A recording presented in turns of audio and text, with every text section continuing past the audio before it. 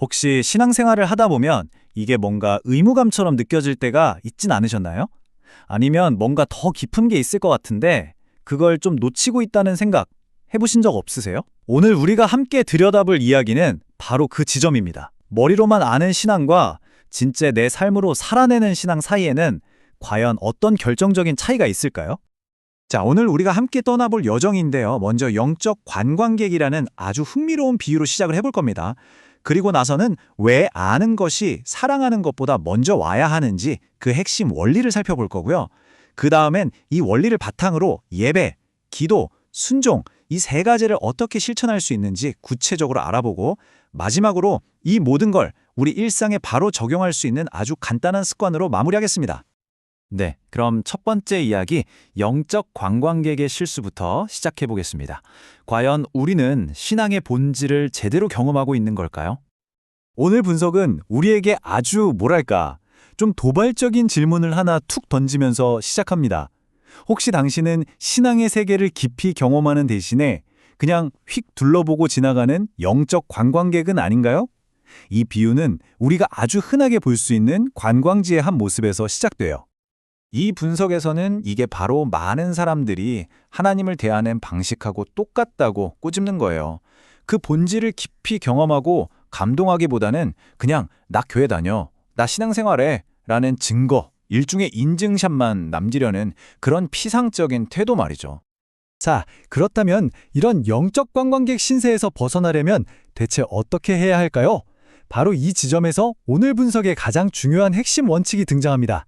모든 의미 있는 관계에는 반드시 지켜야 할 순서가 있다는 거죠. 그러니까 핵심은 이거예요. 우리가 흔히 하나님을 느끼게 해주세요, 체험하게 해주세요 이렇게 기도하잖아요. 근데 그건 순서가 틀렸다는 겁니다. 어떤 깊은 관계든 그 시작점은 언제나 아는 것에서부터 출발해야 한다는 거죠.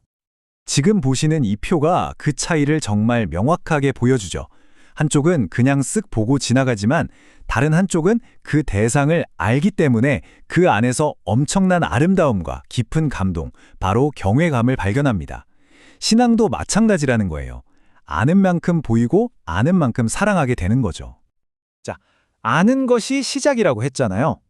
그럼 그 알면 자연스럽게 어떤 행동으로 연결이 될까요? 오늘 분석이 제시하는 첫 번째 반응은 바로 예배입니다. 근데 이게 그냥 의무적으로 드리는 예배가 아니라 사랑의 표현으로서의 예배를 말하는 겁니다. 야, 이 비유가 정말 기가 막히지 않나요? 내가 예배하는 그 대상이 얼마나 위대하고 사랑스러운 분인지 깊이 알면 알수록 예배는 더 이상 지루한 의무나 숙제가 아니라 정말 가슴 벅찬 특권이자 선물이 된다는 거죠. 여기서 정말 중요한 통찰이 하나 나오는데요. 우리의 예배는 우리 스스로 만들어내는 빛이 아니라는 거예요. 마치 달이 스스로 빛을 내지 못하고 햇빛을 받아야만 환하게 빛을 반사할 수 있는 것처럼 우리의 예배도 먼저 하나님의 사랑을 깊이 깨닫고 받았을 때 비로소 터져나오는 자연스러운 반응이라는 겁니다. 그런데 이 예배가 한쪽으로 치우치지 않고 균형을 잡으려면 어떻게 해야 할까요? 여기서는 두 개의 기둥이 반드시 함께 있어야 한다고 말합니다. 하나는 뜨거운 가슴, 즉 영으로 드리는 주관적이고 내면적인 경험이고요. 다른 하나는 차가운 머리, 즉 진리에 근거한 객관적인 사실에 대한 이해입니다. 이 둘이 함께 가야만 감정주의에 빠지지도 않고 또 차가운 지식에만 머무르지도 않는 진짜 예배가 가능하다는 거죠. 자, 예배가 아는 것에 대한 우리 내면의 반응이었다면 그 관계는 밖으로 어떻게 표현될까요? 여기서 바로 관계의 언어라고 할 수 있는 기도와 관계의 행동인 순종이 등장합니다. 우리가 기도할 때 혹시 우리는 어떤 모습에 더 가까울까요? 원하는 걸 얻으려고 동전을 넣는 자판기처럼 하나님을 대하고 있나요? 아니면 그냥 그분과 함께 있는 것만으로도 평안을 얻는 그런 깊은 대화를 나누고 있나요? 전자가 거래적인 기도라면 후자가 바로 관계적인 기도입니다. 이 강렬한 개인적인 경험은 관계적 기도의 진짜 힘이 뭔지를 보여줍니다. 기도의 진짜 선물은 반드시 상황이 바뀌는 것만이 아니라는 거죠. 어떤 끔찍한 상황 속에서도 흔들리지 않는 내면의 평화, 그것이야말로 어쩌면 가장 큰 응답일 수 있다는 겁니다. 사실 순종이라는 단어가 좀 딱딱하고 부담스럽게 들릴 수 있잖아요.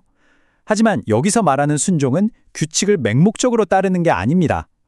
정말 사랑하는 사람이 이건 너한테 좋지 않아 라고 진심으로 말해줄 때 그 말을 믿고 따르는 것처럼요. 순종은 결국 사랑에서 비롯된 자연스러운 신뢰의 표현이라는 거죠.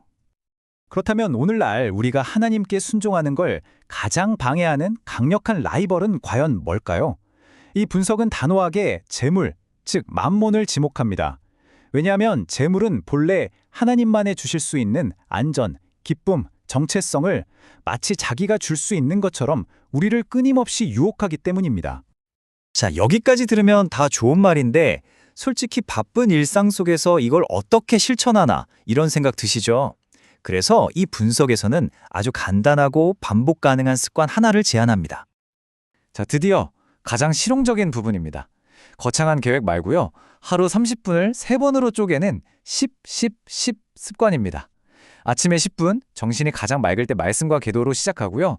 점심때쯤 10분, 잠시 일에서 벗어나 하나님께 다시 집중하는 시간을 갖는 겁니다. 그리고 저녁에 잠들기 전 10분, 하루를 돌아보며 마무리하는 거죠. 아주 작지만 하루 전체 강력한 리듬을 만들어주는 방법입니다.